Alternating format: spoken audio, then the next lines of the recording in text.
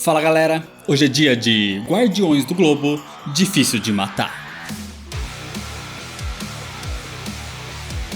É uma história da Image Comics escrita por Phil Hester e desenhada por Todd Nauck entre 2012 e 2013. O 17º arco de Invencível é chamado de O que está acontecendo, que se passa num período onde Mark Grayson está incapacitado como Invencível.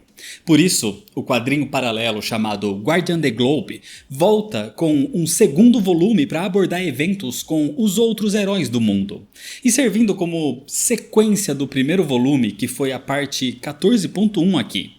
Essa nova HQ é chamada de Guardian the Globe Hard to Kill, ou Guardando o Globo, Difícil de Matar.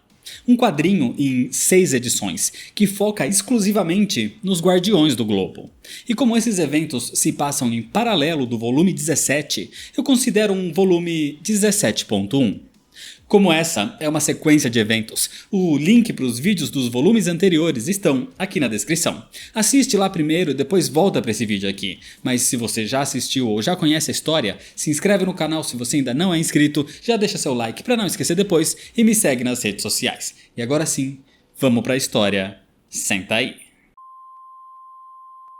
A história começa com os Guardiões do Globo, cada um com a sua rotina, sendo convocados para a próxima missão. O grupo atualmente formado por Brit, Sansão Negro, Robô, Garota Monstro, Best Tiger, Pegasus, Outrun, Japandroid, Kid Thor, Knockout, Lebrusier, Yeti, Supermorfo, Kabumerang e Zandale como o novo Invencível partem para enfrentar o gigante. Eles conseguem derrotá-lo e impedir a destruição de uma cidade, mas o que eles não sabiam é que eles estavam sendo observados por Set. O vilão retomou seus planos desde a falha da sua missão anterior, e agora observa os heróis a partir de uma poça de sangue com magia demoníaca.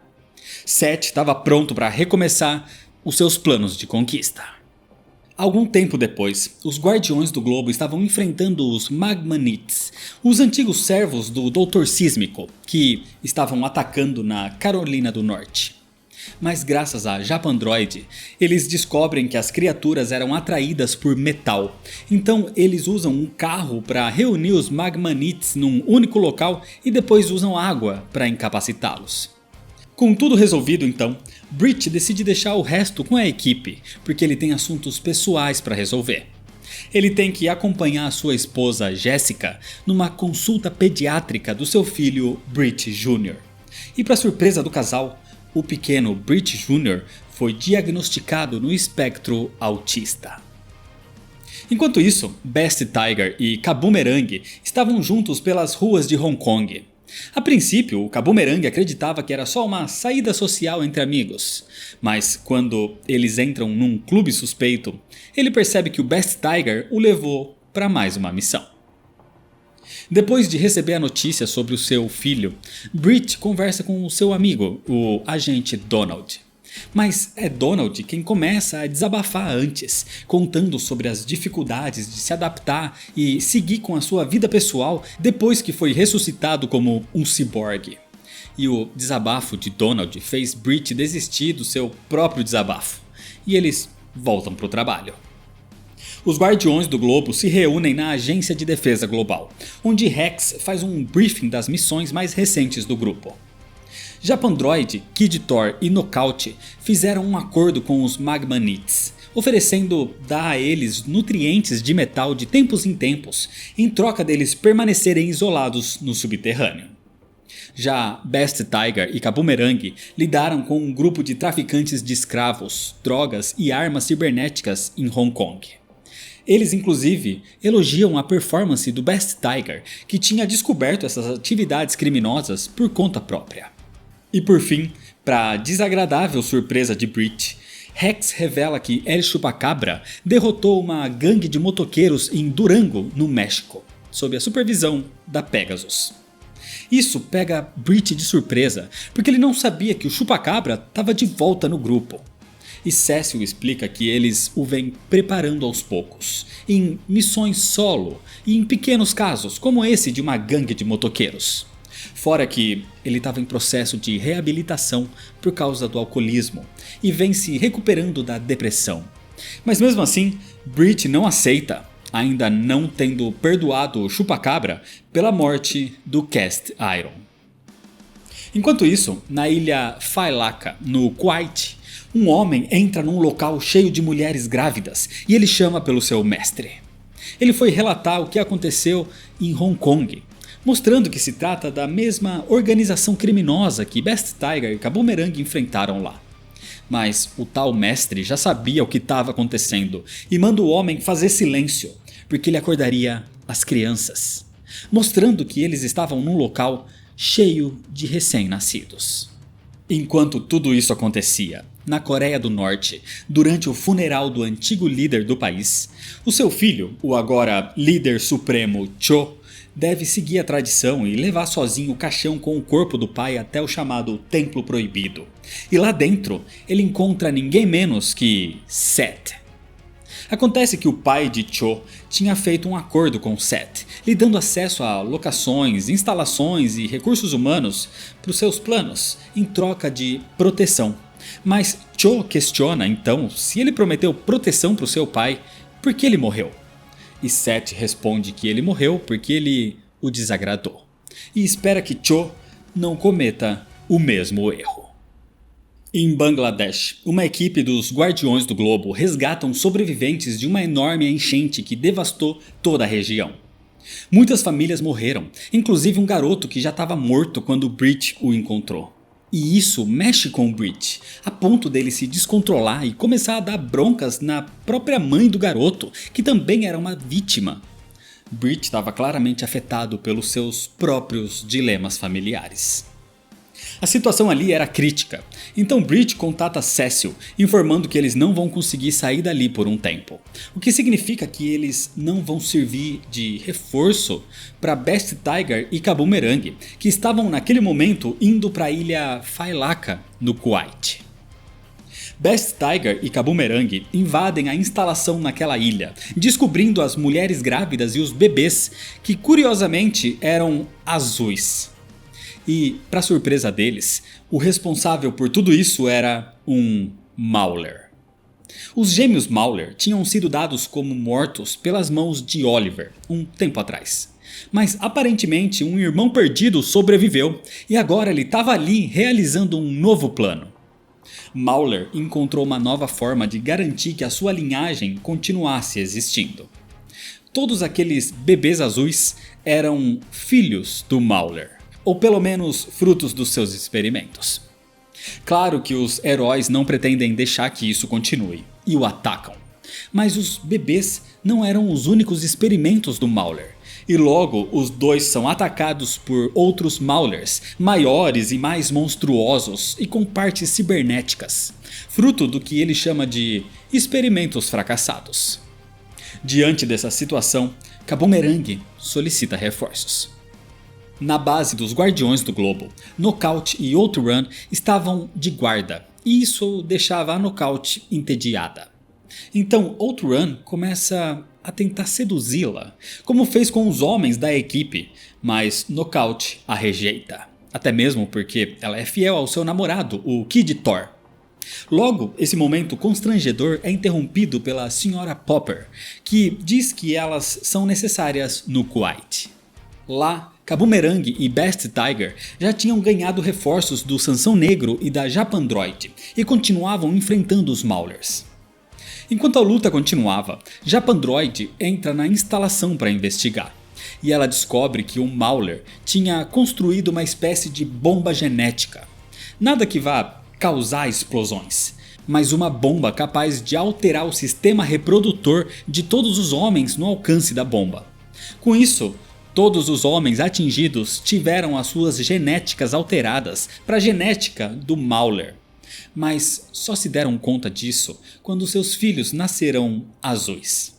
Ou seja, aqueles bebês não foram gerados pelo Mauler de forma tradicional, eles foram gerados pelos casais afetados pela bomba genética. O problema é que o Mauler tem mais uma bomba em outra parte. Do lado de fora, o Kabumerang consegue usar um dos seus bumerangues explosivos para matar um dos monstruosos Mauler. E nesse momento, algumas mulheres tentam se aproveitar da confusão para fugir, mas elas estavam usando um colar especial que disparava descargas elétricas quando elas se afastavam. E com medo de danificar os seus bebês, o Mauler entra na sua base para desativar os colares e ele se depara com a Japandroid.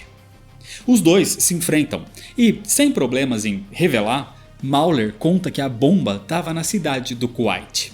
Mas ele já ativou a bomba há 4 meses atrás, o que significa que seria inútil eles procurarem agora.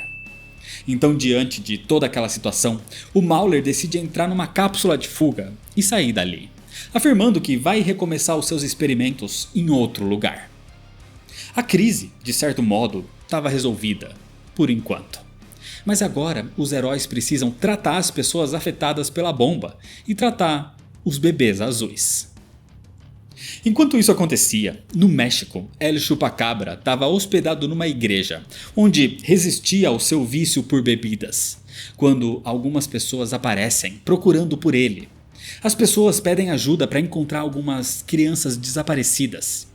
Aparentemente existe uma criatura misteriosa na região, que antes devorava galinhas e outros animais, mas agora começou a devorar crianças.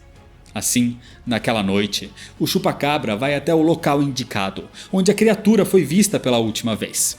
Ele se comunica com Cécio, que vem monitorando as suas atividades. E o Chupacabra chega a encontrar ossos, tanto de humanos como de outros animais. Mas ali ele encontra outra coisa, ou alguém. O Chupacabra encontra o próprio Homem-Lobo. Depois de lidar com um Mauler no Kuwait, Sansão Negro, Kid Thor e Knockout partem para sua próxima missão: trabalhar numa barbearia em Baltimore. Essa é a cidade natal do Sansão Negro, e aquela barbearia pertence a ele, onde ele faz a barba de todos sem cobrar nada. É uma forma que ele encontrou de ajudar as pessoas do bairro onde cresceu. E quando tem tempo livre, ele próprio aparece ali para atender alguns clientes especiais. Mas o momento é interrompido quando o vilão conhecido como Elefante aparece, destruindo a entrada da barbearia enquanto fugia depois de um assalto. Mas ele é facilmente derrubado pelo Sansão Negro. Só que ao ver o que o Elefante roubou, o Sansão Negro percebe que ele assaltou um agiota. Acontece que o Elefante nunca foi um super vilão tão bom assim, mas ao mesmo tempo ele não consegue oportunidades para ter um trabalho honesto. Sendo assim, o Sansão Negro decide lhe dar uma oportunidade, oferecendo um emprego ali mesmo na sua barbearia.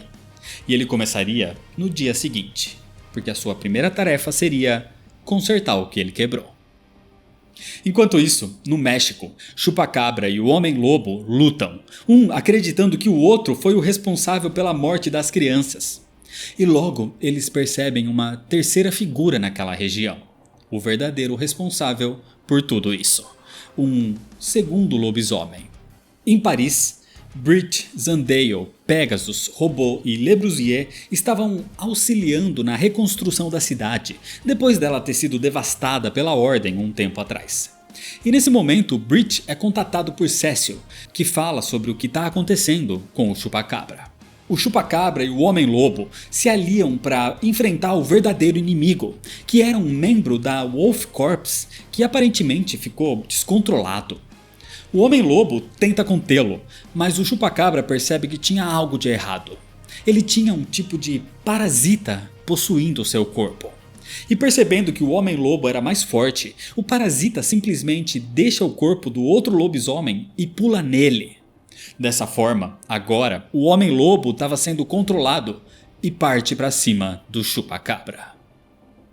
Enquanto tudo isso acontecia, um submarino coreano estava no fundo do oceano, numa profundidade extremamente perigosa, capaz de implodir o próprio submarino por causa da pressão. Mas eles são forçados a continuar, porque quem está a bordo é Seth, e ele estava a caminho da Atlântida. E quando Seth chega na Atlântida, o local é rapidamente devastado. E Litan, o atual Aquarus, percebe que Seth roubou um artefato chamado de Crista de Physalis. O problema é que um dos seus subordinados atira contra Seth, mas graças à crista de Physalis, Seth foi capaz de absorver e repelir aquele disparo, nocauteando Litham e os outros. Dessa forma, tendo conseguido o que queria, Seth vai embora dali. No México, El Chupacabra agora fugia do Homem-Lobo possuído pelo parasita, mas ele recebe reforço dos Guardiões do Globo. Garota Monstro, Outrun e Japandroid são enviadas para ajudá-lo. Só que, enquanto Garota Monstro e Outrun enfrentavam o possuído Homem-Lobo, o Chupacabra e a Japandroid vão conversar com o outro lobisomem. Ele revela que encontrou aquela criatura parasita durante um ataque que aconteceu em Nova York. E a criatura, que parecia inofensiva, simplesmente pulou e entrou no seu corpo, o manipulando. Ele fez o lobisomem matar aquelas crianças com o objetivo de justamente atrair os heróis, porque ele quer possuir todos eles e criar uma espécie de colmeia para, assim, dominar o mundo todo. Nesse meio tempo, Outrun derruba o Homem-Lobo, e enquanto Japandroid corre para avisá-la do perigo, o parasita sai do corpo do Homem-Lobo e pula nela. Mas Outrun consegue evitar a possessão ao dar um tapa no parasita que acaba caindo na própria Japandroid. E mesmo ela não sendo humana, a Japandroid é possuída. A situação era crítica, e se continuar assim, o parasita poderia usar o corpo da Japandroid para derrotar todos os heróis e inserir os seus ovos nos corpos de cada um deles. Os heróis tentam resistir, mas quem resiste mais é a própria Japandroid, que tem um leve lapso de sanidade. Reconhecendo a si própria como um risco para todos, ela inicia um procedimento de autodestruição, assim levando o parasita junto. A criatura tenta fugir, mas a Japandroid o impede. Dessa forma, um clarão acontece, e depois de tudo, os heróis veem a Japandroid completamente derretida e desfigurada. Ela se sacrificou para salvar o mundo. Na Agência de Defesa Global, o corpo da Japandroid é levada para ser analisada pelo robô, e ele confirma que o parasita realmente morreu. O seu sacrifício não foi em vão. Mas por causa da radiação, ninguém pode se aproximar dela agora. Inclusive o robô pretende descartar o autômato que está usando para fazer aquelas análises logo que ele terminar. O Chupacabra se sente culpado. Ele era basicamente o responsável por aquela missão, então ele se sente responsável pela morte da Japandroid. E considerando que ele já tem o peso da morte do Cast Iron sob seus ombros, o Chupacabra fica arrasado. Mas Brit, depois de tudo, aparentemente perdoa o Chupacabra e reconhece que ele fez um bom trabalho. Mesmo assim, Brit pede para alguém ficar com ele para evitar uma recaída à bebedeira. O Yeti pergunta se isso realmente significa que a Japandroid está morta. Mas o robô não sabe dizer ao certo, já que a tecnologia dela ainda é desconhecida para ele. Eles nem sabem quem foi que a construiu. Dessa forma, o robô envolve a Japandroid num escudo de anti-radiação que mais parecia um caixão. Isso, mais as palavras do robô falando sobre os feitos da Japandroid, faz aquele momento se tornar praticamente um velório. A Outrun diz que não consegue ficar ali e sai da sala correndo, mas algo chama a atenção do Best Tiger. Ele vai atrás dela e pergunta há quanto tempo ela vem possuindo o corpo da Outrun. Best Tiger percebeu que aquela não é a verdadeira Outrun. Ela se movia diferente e mais devagar, como se tivesse receio da sua própria velocidade, mas a Outrun ama a sua velocidade. Sendo assim, os dois iniciam um combate. E mesmo a suposta Outrun sendo rápida também, Best Tiger consegue superá-la usando as suas próprias habilidades e a imobiliza atirando em galões de água que caem em cima da falsa Outrun. Best Tiger nem precisou olhar para ela para perceber isso. Isso por causa do som emitido pelos seus braços enquanto ela corria. Sons que a verdadeira Outrun não costumava fazer. Dessa forma, a verdadeira vilã se revela e é a Embrace, membra da Ordem, Tendo sido descoberta, ela deixa o corpo da Outrun e vai embora. E como ela está numa forma astral, Best Tiger não consegue acertá-la com os seus tiros. A Embrace vai ao encontro de Seth na Índia agora, para revelar que foi descoberta pelos Guardiões do Globo. Mas ela é pega de surpresa ao ver o local todo destruído e pessoas fugindo. Mas a maior surpresa vem quando ela vê o próprio Seth sendo jogado. Tudo indica que ele estava enfrentando algo ou alguém muito poderoso. E esse alguém logo aparece. Uma criatura monstruosa que simplesmente rasga a Embrace ao meio, mesmo na sua forma astral. Enquanto isso, na Agência de Defesa Global, uma conversa complicada acontece. Porque a Embrace andou possuindo a Outrun por bastante tempo. Inclusive, quem seduziu Zandale, Chupacabra, Kabumerangue, Supermorpho e também a Knockout foi a Embrace no seu corpo, e não ela própria. Sendo assim, ela reúne os 4 homens para deixar isso claro. Zandale deixa a sala irritado, já que ele não sabia que ela estava sendo possuída, então não acha justo que ele esteja sendo criticado por isso, por mais que ele tenha traído a sua namorada no processo. Chupacabra respeita o que a Outrun está passando, enquanto o Supermorpho não entende a complexidade de toda aquela situação. Já o Kabumerangue surpreende a Outrun ao revelar que aquela tinha sido a sua primeira vez tendo relações com alguém. E ele apenas fez isso porque admirava a Outrun e acreditava que os seus sentimentos estavam sendo correspondidos. Por isso, ele se sente mal por toda aquela situação. Enquanto isso, Brit volta para casa, onde toma um susto ao ver que o Brit Jr. não estava no berço. Então Jessica conta que o deixou aos cuidados da sua vizinha, Starla, para que ela pudesse descansar um pouco. Jessica estava exausta e preocupada com a situação do seu filho, e se sentia frustrada por Brit não parecer compartilhar dessa preocupação. Então Brit mostra algo para ela. Ele leva Jessica voando e mostra os Guardiões do Globo numa luta contra o The Walking Dead mais uma vez. Mas o que ele quer mostrar ali não é a luta, e sim quem está lutando. Amanda, a garota monstro, uma mulher amaldiçoada com a habilidade de se transformar num monstro sob o custo do seu próprio envelhecimento. Yeti, uma criança de outra raça considerada monstruosa aos olhos dos humanos, mas que mesmo assim lutava pela humanidade. O Supermorpho é um alienígena que tem dificuldades de se adaptar aos costumes da Terra. E Le Brusier é um cachorro, mas que mesmo assim luta ao lado deles como igual.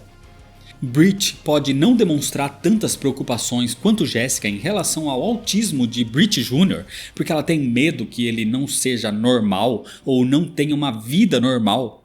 Mas Brit vive e trabalha rodeado de pessoas que não são, entre aspas, normais. E mesmo assim, eles realizam grandes feitos. Mesmo assim, são heróis. Então ele pode realmente não se preocupar tanto com a condição do filho, mas é porque ele não pensa no que Brit Jr. não vai poder fazer, mas sim no que ele vai ser capaz de fazer mesmo sendo diferente.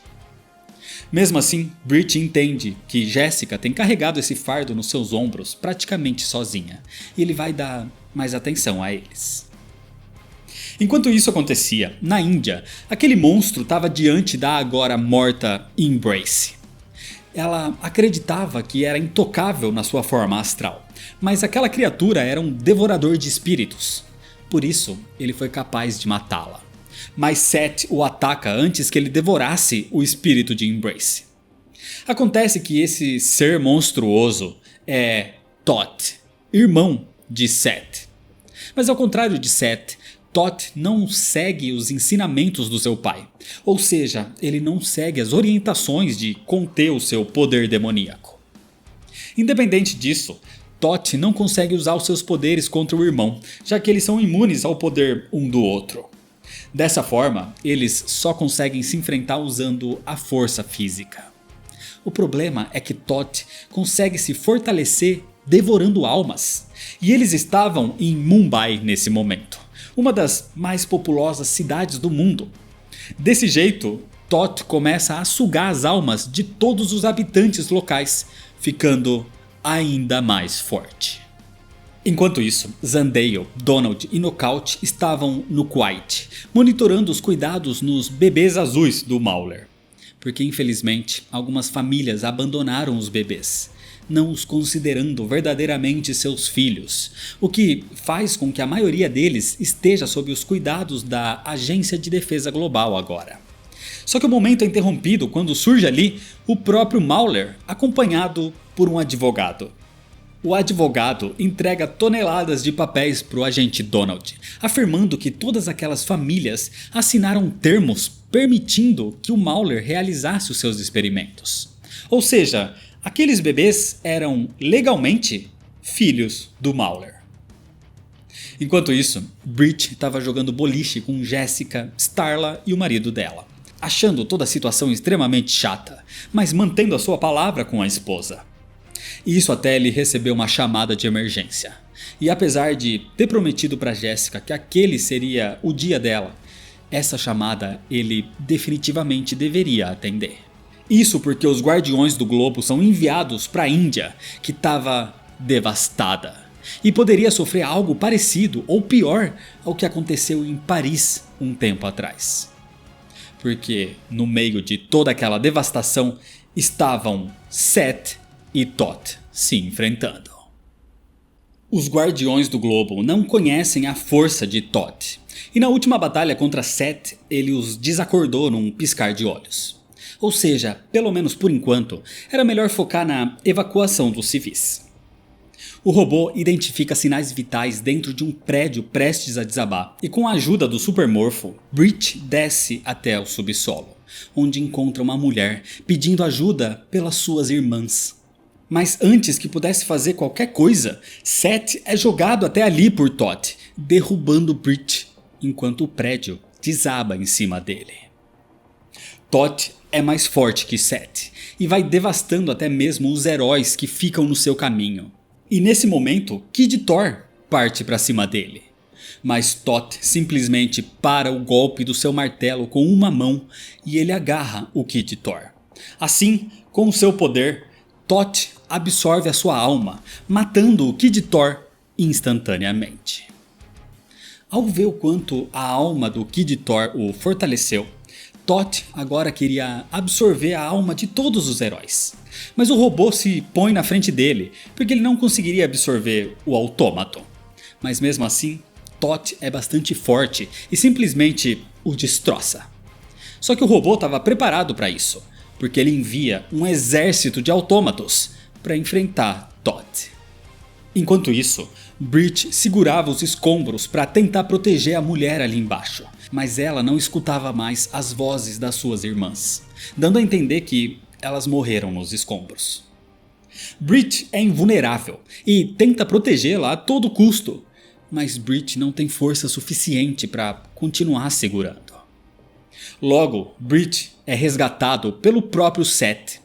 Ele estava ensopado de sangue, mas não era sangue dele, era o sangue da mulher que acabou sendo esmagada nos escombros.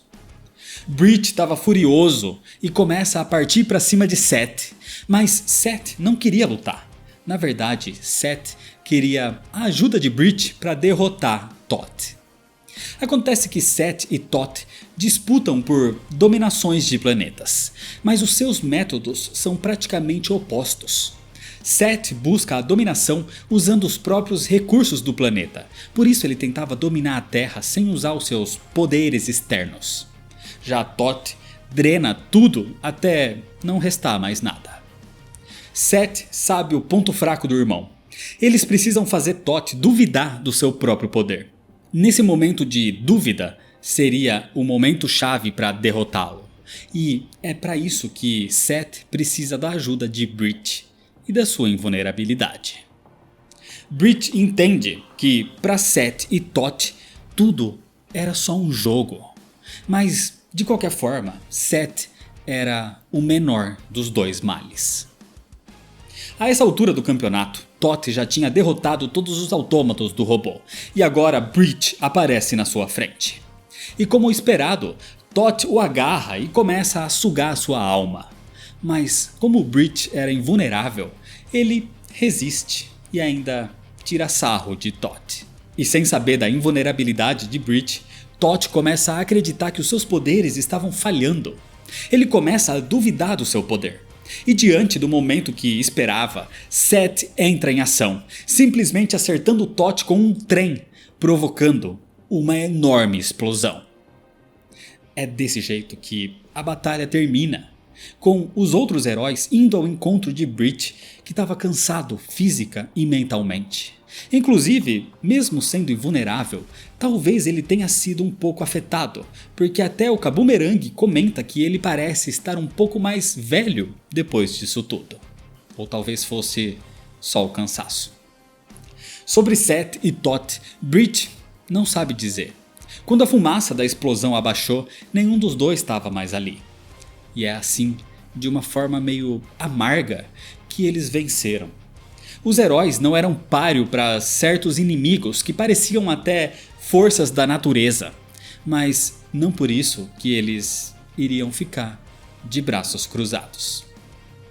Um tempo depois, de volta à Agência de Defesa Global, todos os heróis se reúnem e Knockout vai ver o Kid Thor e chora ao ver que o namorado estava realmente morto. Diante do seu luto, ela pega o martelo do Kid Thor e o coloca em cima do seu corpo, na intenção que ele fosse enterrado junto. Mas quando o martelo toca o corpo do Kid Thor, algo acontece e um brilho surge. Enquanto isso, Brit volta para casa. Ele estava exausto e o que mais queria agora era abraçar o seu filho. Ele pega o adormecido Brit Jr. e se senta na cadeira de balanço. Aquela luta foi difícil. Brit viu pessoas perdendo tudo em questão de segundos, e isso apenas fortaleceu a sua vontade de lutar. Ele não quer perder os seus entes queridos, da mesma forma que não quer que ninguém passe por isso também. E Jessica respeita isso, e sabe que é assim que Brit é. Esse é o jeito que Brit age, e é por isso que ela o ama desde a primeira vez que o viu. E enquanto ouve as palavras carinhosas da sua esposa, Brit adormece abraçando seu pequeno filho, num merecido descanso. E é desse jeito que, por enquanto, termina a história.